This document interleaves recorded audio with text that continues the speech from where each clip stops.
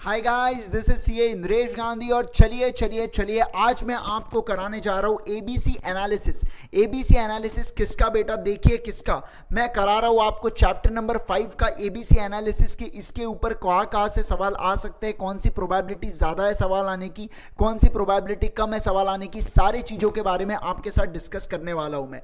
चलिए सबसे पहले अगर मैं आपके साथ बात करूँ बेटा, एप्लीकेबिलिटी के ऊपर सवाल नहीं पूछा जाएगा कि ये पर्टिकुलर्स बताएंगे आप एप्लीकेबल है या नहीं है करके, ऐसे सवाल आपसे नहीं पूछेंगे। मैं भी जानता हूं इंस्टीट्यूट और आप भी जानते हो, ठीक है। लेकिन ठीक है, और आपको ये चीजें ध्यान भी होंगी कि कौन सी एप्लीकेबल है कौन सी एप्लीकेबल नहीं है, तो इसको आप सी कैटेगरी के अंदर रखेंगे।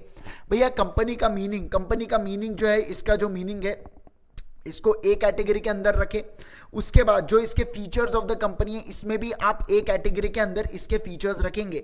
उसके बाद अगर मैं आपको बताऊं तो ये जो मैकाउरा वर्सेस नॉर्दर्न एश्योरेंस कंपनी के लिमिटेड का केस लॉ है, इसको भी कृपया करके आप लोग कहाँ रखेंगे?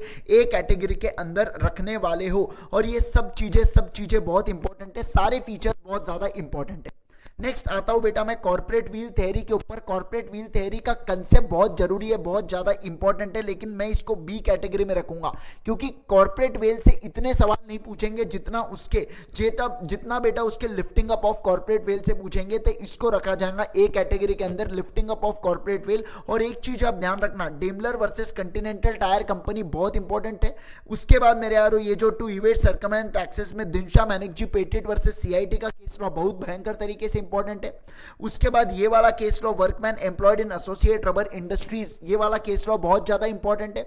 उसके बाद अगर मैं बात करूं तो merchandise transport limited versus British transport commission का केस लॉ भी बहुत इंपॉर्टेंट है। और उसके बाद गिलफ्रॉड मोटर का केस लॉ वर्सेस हॉर्न, ये वाले चीजें भी काफी इंपॉर्टेंट है। आप जानते हो ये केस में क्या हुआ है करके, ये सारी चीजें आपको पता है, राइट। नेक्स्ट मैं बात करता हूं क्लासेस ऑफ कंपनीज की। अगर मैं बात करूं तो क्लासेस ऑफ कंपनीज के अंदर on the basis of liability of the shares को सी कैटेगरी में रखना, क्योंकि सब लोग जानते हैं लाइबिलिटी उतनी लिमिटेड होती है जितना अनपेड अमाउंट ऑन शेयर्स होता है, बराबर।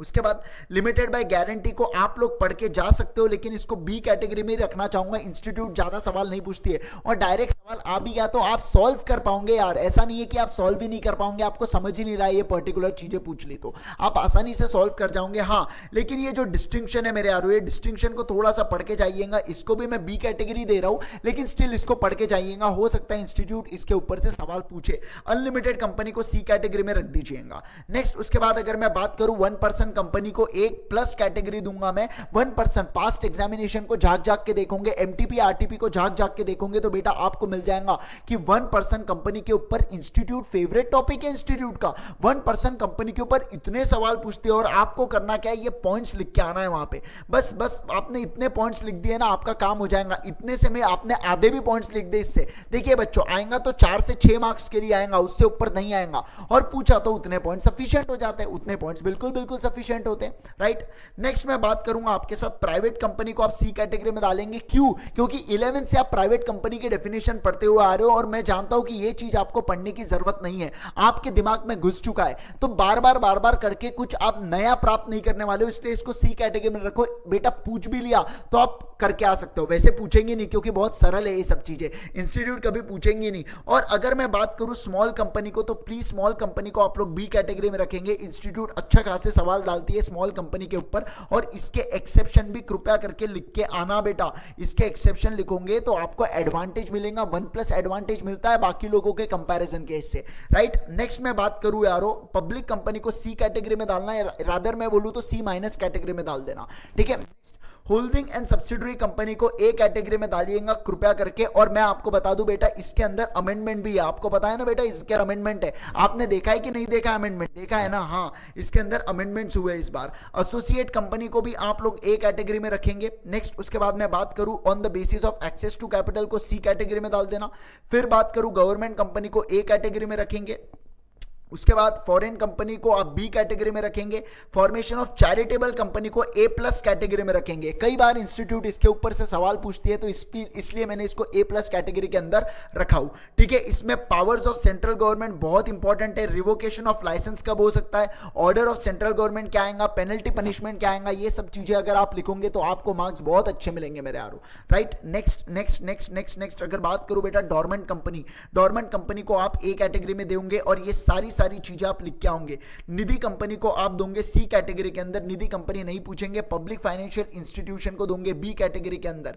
नेक्स्ट उसके बाद अगर मैं बात करूं मोड ऑफ रजिस्ट्रेशन, बेटा इसके लिए तो बोलना ही नहीं चाहिए, मैंने ए प्लस प्लस कैटेगरी आपने इसको रखना चाहिए, रट जानी चाहिए। क्या बोल रहा हूं मैं, समझ के आपको कंसेप्ट माइंड में बैठ जाना चाहिए। इतना घनघोर तरीके से ये सारे टॉपिक्स को आपको पढ़ के जाना है, ठीक है। ये इनकॉर्पोरेशन ऑफ कंपनी पूरा आप ए प्लस कैटेगरी के अंदर रखोगे, इफेक्ट ऑफ रजिस्ट्रेशन, सब चीजें। क्लासिफिकेशन ऑफ कैपिटल को सी माइनस कैटेगरी में डालना, कभी इंस्टीट्यूट नहीं पूछेंगी अथराइज कैपिटल बताओ, ये बताओ, वो बताओ, ये सब चीजें नहीं पूछेंगी। फिर मैं आता हूं शेयर्स के टॉपिक के ऊपर। बेटा शेयर्स के टॉपिक के ऊपर अगर मैं बात करूं आपके साथ, तो शेयर्स के टॉपिक के ऊपर ये पहली कैरेक्टरिस्टिक्स, दूसरी और तीसरी कैरेक्टरिस्टिक्स को अच्छे से पढ़ के जाए, आपको पता होना चाहिए। बट स्टिल मैं इसको सी कैटेगरी के अंदर ही रखूंगा, क्योंकि इंस्टीट्यूट ने आज तक ना एमटीपी में, ना आरटीपी में, ना पास्ट एग्जामिनेशन क्वेश्चन में कहीं पे भी इंस्टीट्यूट ने इसके ऊपर सवाल नहीं रखा है। मतलब कहीं ना कहीं इंस्टीट्यूट इसको बिल्कुल भी इज्जत नहीं दे रही है।